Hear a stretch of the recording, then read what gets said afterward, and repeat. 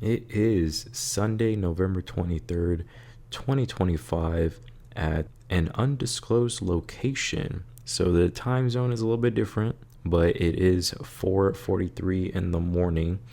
And it looks like Friday was actually a pretty good day for the market overall. But we're going to go ahead and take a look at the weekly performance, down more than 9%, unfortunately. And then for the month, over 13%. Past 3 months is down 3.75%. Year to date, 92% up.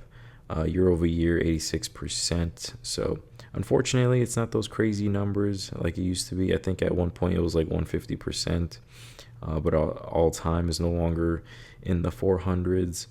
But I did go from being up over 23% in the last 3 months to now completely down 3.75%. And as for my option positions, I still have my Palantir covered calls, but I do also have a Nike cash secured put and a PayPal cash secured put. And when it comes to PayPal, I think PayPal not only has an excitement issue, but it also has the other issue of it being a quote unquote cheap stock and everybody already knowing that it is a cheap stock. Therefore, I guess you could say it's priced into the market, but it behaves in a way where like if everybody is expecting the stock to go up and everybody assumes that it's cheap or already knows it's cheap, then there's a risk of that stock not outperforming because the market at the end of the day has to screw everybody, right?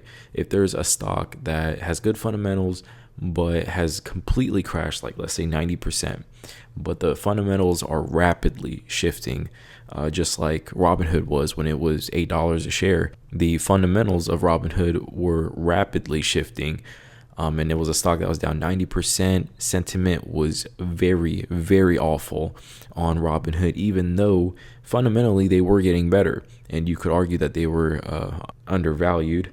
So it's possible that we'll see an explosive rally like the one we just, or like the one we've had, where I was up over 1,000% at one point.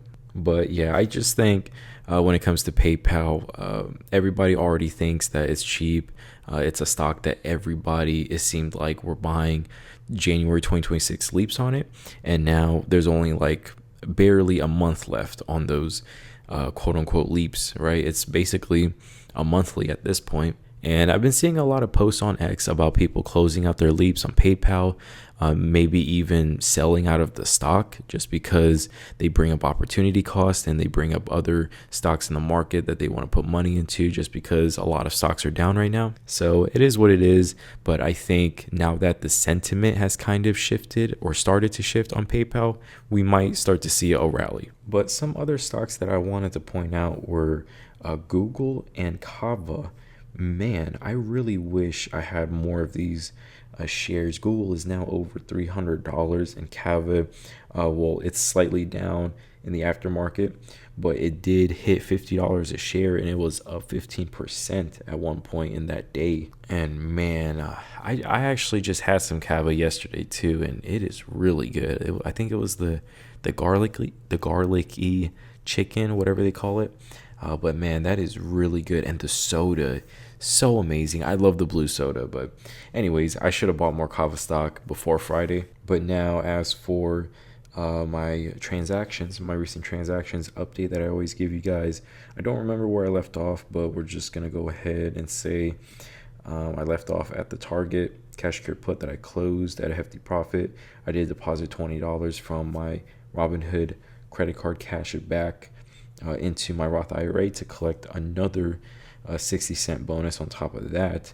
But then I did go ahead and sell a cash secured put on MAA that I did close a bit early after making a quick like $60 gain in basically one day on that stock. I decided to just go ahead and close it just in case, because Friday was pretty bullish, right? A lot of stocks, like I said, like Kava, Google, they were up huge. And I know the fear greed index was in the dumps, and it seems like we're kind of due for at least a lower high, right? A dead cat bounce, whatever you want to call it. Some call it a bear trap or a bull trap, sorry. And the reason why it's called a bull trap is because obviously People think as we rally, it's going to be a new all-time high and it's going to be the start of a new bull run. But in reality, it just bounces for a little bit and then it comes right back down for another leg lower, which is what I personally think we will have. But I also think this bull trap, this next rally upcoming, can be a pretty big one. Because just for example, when taking a look at something like Robinhood, there is a very tiny gap at around 130. And obviously not all gaps need to be filled. And especially one that's very small like this, it probably won't get filled maybe. But there is a possibility of it, or just to trap all of these bears right here that shorted the stock. And now that we've had this recent drop, the price targets that I gave in some of my previous videos are starting to look a little bit less crazy, because I know I did get a little bit of backlash when I said that there's possibility for Robinhood to go back down to $100 a share and even 85. A lot of people were saying, no, it's not going to happen. You're crazy. Well, we're at 150 right now, but here we are almost at $100 a share, and we could possibly see 85. A lot of people are talking about it, but I think we can now see a bounce to 130 just because everybody's expecting it now. And it does also seem like there's a small gap here at 145. It would still be a lower high. And if we take a look at something like QQQ, of course, there is also a gap here at the 630 price range. So there is potential for a bounce. I personally don't think we're going to bounce all the way back up to 630, but who knows. But finally, we get to your guys' comments on my previous videos.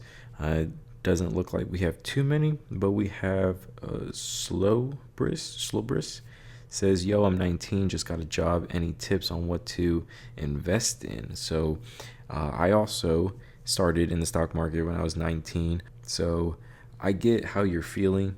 But to be honest with you, this is a very simple question that has a very complicated answer. And I'm actually going to take some time to write out a whole thread, most likely on X. It's going to have like a bunch of charts and just like my basic thought process behind it.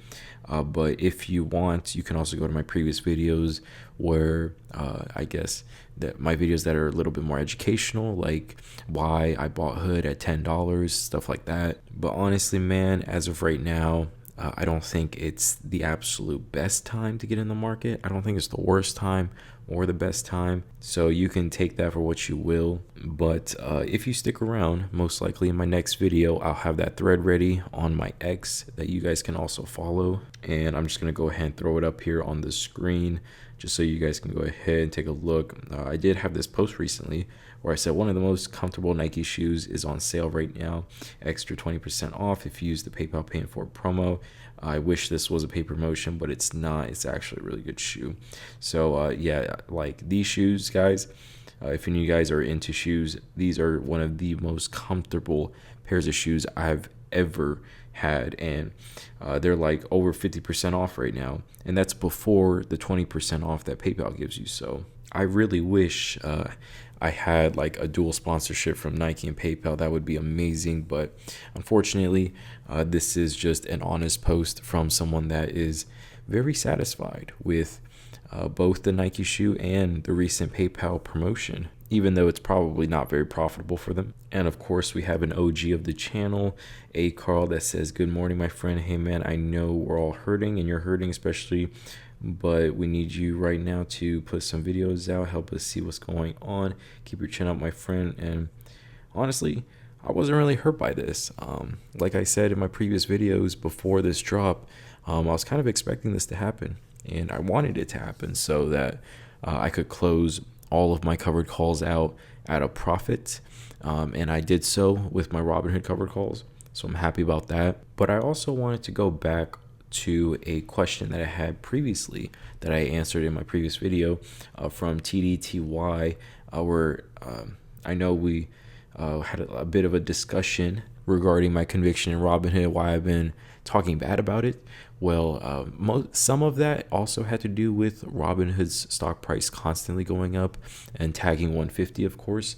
And so now if you're watching this video, I hope you kind of see my thought process, where right now it seems like a lot of people are selling Robinhood, right? It's almost at $100 a share, coming down from 150. And you heard me say, I guess, something good about it, where we could potentially see a 130 strike, right, or a 130 price level in the future, in the near future. But definitely, I do think 85 is still a price target that is possible. It's still on the table.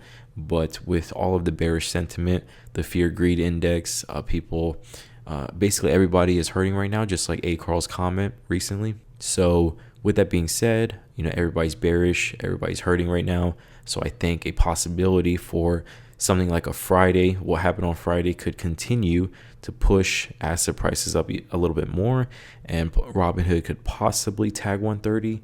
So I just wanted to go back and touch on that comment because it is something that I thought about.